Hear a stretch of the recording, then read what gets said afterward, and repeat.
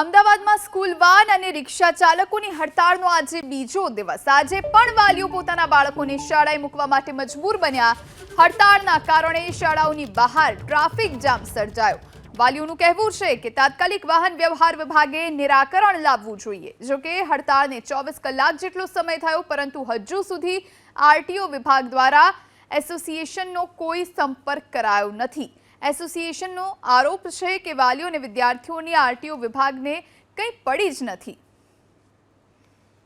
આજે school van અને રિક્ષાની હડતાળનો બીજો દિવસ છે। 24 કલાક થઈ ગયા છતાંય હડતાળ મામલે એસોસિએશનનો કોઈ સંપર્ક નથી કરવામાં આવ્યો। મારી સાથે ધર્મેન્દ્રભાઈ બ્રહ્મભટ્ટ છે, પ્રમુખ એસોસિએશનના। એમની સાથે વાત કરીએ। એમની સાથે રિક્ષા ચાલક અને વેન ચાલકો પણ છે કે જેઓ નિરાશ થયા છે, કેમ કે હજુ સુધી એમના પ્રશ્નનું કોઈ નિરાકરણ નથી આવ્યું। ધર્મેન્દ્રભાઈ, એ કહો, 24 કલાક થઈ ગયા છે, હવે આપની રણનીતિ શું રહેવાનું છે? આજે અમને 24 કલાક થઈ ગયા, રાજ્ય સરકારે હજી સુધી અમારા પ્રશ્નો ઉકેલા નથી।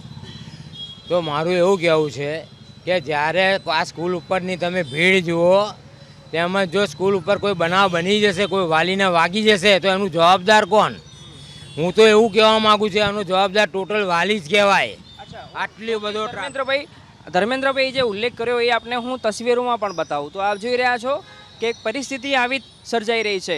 અનેક વાહનો અહીંયા આવી રહ્યા છે, કેમ કે સ્કૂલ વેન અને રિક્ષા બંધ છે, જેના કારણે સ્કૂલનો સ્ટાફ હવે જાણે ટ્રાફિક નિયમનની કામગીરી કરવા માટે મજબૂર બન્યો છે। અને કેટલાક રિક્ષા ચાલકો, વેન ચાલકો પણ આ ટ્રાફિક નિયમન કરાવી રહ્યા છે, કેમ કે શાળાની બહાર કંઈક આ પ્રકારની તસવીરો જોવા મળી રહી છે। માત્ર એક શાળા નથી, પરંતુ ઘણી એવી શાળાઓ છે કે જ્યાં હું પાછળ મારા સહયોગી રાજને કહીશ કે પાછળની તસવીર આપણે બતાવ્યો તો ટ્રાફિક જામની પરિસ્થિતિ પણ જોવા મળી રહી છે, કેમ કે સ્કૂલ વેન અને રિક્ષા બંધ છે, જેના કારણે અનેક 4 વ્હીલર અને 2 વ્હીલર વાહનો લઈને વાલીઓ પોતાના બાળકોને મૂકવા આવી રહ્યા છે। ધર્મેન્દ્રભાઈ, આગામી રણનીતિ આપની શું રહેવાની? અને આજે આપણે ઉલ્લેખ કર્યો કોઈ દુર્ઘટના બને તો આગામી જો આજે અમારો નિવેડો ના આવે તો અમે સાંજ સુધીમાં કંઈ આગળનો પ્રોગ્રામ શું કરવા વિચારીશું।